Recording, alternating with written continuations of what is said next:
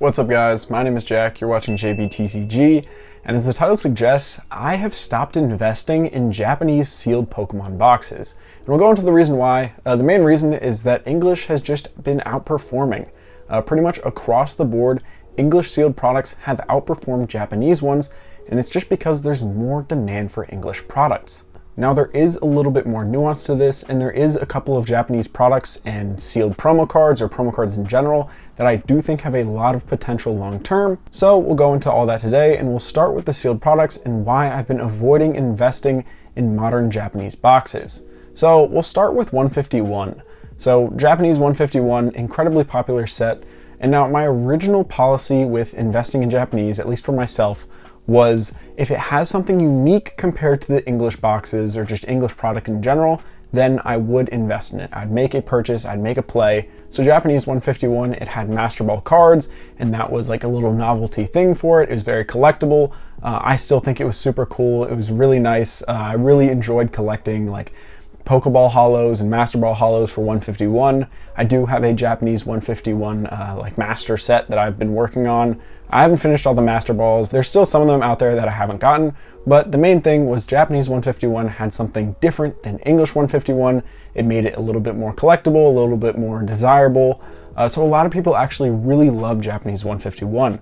And at the start, it was very, very expensive. Like on release, it was around $200 a box. Even through the beginning of 2024, it was around $200 a box. Then we saw huge reprints of this product through like the spring and summer of that year. It tanked down to around $60, $67 a box in the summer. Then it slowly started to bounce back up. It reached around $100 in October, it kind of stagnated there. And then today, if we go to where its prices are now, it's at $178. So if you bought it at its lowest, which was around 65 bucks, you'd have almost 3 times your money till today.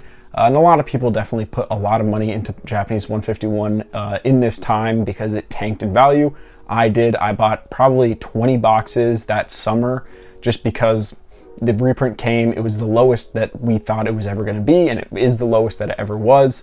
And we made a lot of money through this. It has tripled our initial investment, so I absolutely cannot complain, but its performance pales in comparison to the 151 English version, especially the ETBs. Now, I'm not even talking about the Pokemon Center ETBs. Those ones have gone absolutely mental in the Pokemon market, but the regular ETB, it was around $88 in October of last year. Now it is worth $400. So its value just in the past year has more than quadrupled, while the Japanese box, which if we're talking about you bought at the absolute lowest, which was in June of 2024, over a year ago, to its highs right now, you still would be lower than where the 151 Elite Trainer box is. Now for fun, let's look at the Pokemon Center version. That was $197 back in October of last year.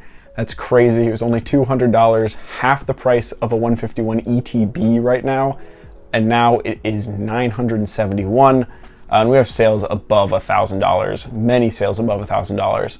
So this one is pretty much quintupled in the past year. It's outperformed the regular ETB and far outperformed the Japanese 151 booster box.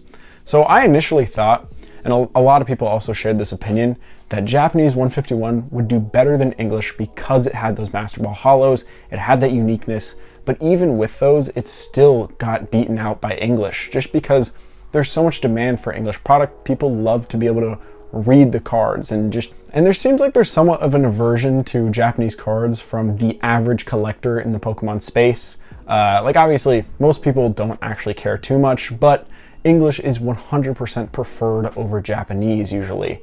Now let's move on to V-Star Universe, which is Crown Zenith in English. This is an outstanding set. It's a Japanese high class set, which means that you get like an alt art card in every single box. Same as Terastal Festival, so it's super fun to open. You get like the Galarian Gallery cards, and then you get the like special illustration rare / alt art Galarian Gallery cards. Really, really fun box to open. Really cool set list. Crown Zenith and V-Star Universe are my favorite set. The gold cards are fantastic. The Mewtwo, the Leafeon, the Glaceon, the legendary dogs. There's so much to chase in these sets. But let's look at the performance of V-Star Universe. So if we go to its absolute lows, which was back in, I want to say July of 2024. Looks like it was $67 a box in July. It has gone up to $126 now. So it is almost doubled, not quite doubled. in a little bit over a year. Now, if we look at the Crown Zenith ETB in the past year, that went from $53 a box just in October, so not even in July when we looked at V-Star Universe, and today it is $222, so its value has increased by more than 4 times in the past year, while the Japanese booster box has only increased by 2 times. So we're seeing English product is far outperforming Japanese. Now, it's not to say Japanese product is bad. I have a bunch of Japanese booster boxes above me. I got a lot of 151. I don't know if you can see it might be too high. I've got a bunch of these boxes above me, and my favorite booster box actually is the Lost Abyss, which is Lost Origin in Japanese. Like, the booster box looks so much better than the Lost Origin one, and it's way cheaper, and it's performed way worse than Lost Origin the past year. But for collector's piece and for like my collection, if I like the front of a Japanese box like this, I will add it to my collection. I'll buy it for my collection because they look way cooler. They just don't perform as well, unfortunately. So I'm not saying I'm not going to buy Japanese products in general, because I do like them, and I think a lot of them look way better than the English counterparts, but they just aren't performing as well in the market. Now, the last example I want to bring up is the Glory of Team Rocket. This is another booster box which I think looks really cool. I think its booster box looks way better in Japanese than in English, because you get Giovanni, Mewtwo, and all the other Pokemon and people all on the front of the box, where the Destined Rivals booster box, like the front of it is just like plain. It's very bland. I don't like this move to make booster boxes bland. I think they're a collector piece that a lot of people keep sealed. Obviously, this community of people keeping sealed product is growing. I think adding like cool designs to the front or adding Pokemon to the front would definitely increase people's interest in booster boxes. But I guess the Pokemon Company doesn't really need to, because demand is there regardless of how cool the booster box looks. But regardless, that's a rant for another day. Let's look at the price moves on the Glory of Team Rocket. So with Japanese sets, at least modern sets, they come out of the gate really hot. There's a ton of demand for them because they come out before the English counterpart. So you see the new cards in Japanese first. People want to get their hands on these new cards right at the release or like before English releases. So we see these super inflated, super expensive prices for Japanese boxes right out the gate. The Glory of Team Rocket back in April was $150 a box. It slowly dropped off to around $90 in July. Right now it is at $94. So it kind of bottomed out and is just flatlined. Now, if we look at English Destined Rivals, the story is not the same. This tanked down to around $240 after release and has since shot up to $420, talking about the booster box here. And we can say, oh, the booster box is manipulated, it's investors manipulating the market. Sure, let's look at the ETB. This is the product that we saw in stores. So obviously on pre-order it's very expensive, on like pre-release it's expensive, then it actually gets dropped. It tanks down to around $86 right after release. I think that's its low in the market. And since then, it's gone up 30%, and now they're worth $118. So just in the past couple of months, there's so much more demand for Destined Rivals, and we see these sealed products increase so much more than the Japanese counterparts. Like, I can't remember the last time somebody was talking about the Glory of Team Rocket. People now don't really care about it now that English cards are in the market. So that's the reason that I'm moving away from investing in Japanese Pokemon products, and I've been selling a lot of Japanese stuff and moving that money into English products that I think have better chances of increasing in value, at least at quicker rates in the future. Now, in terms of Japanese Pokemon stuff that I think has a lot of opportunity to increase a ton in value in the future, it comes in promo cards or exclusive cards.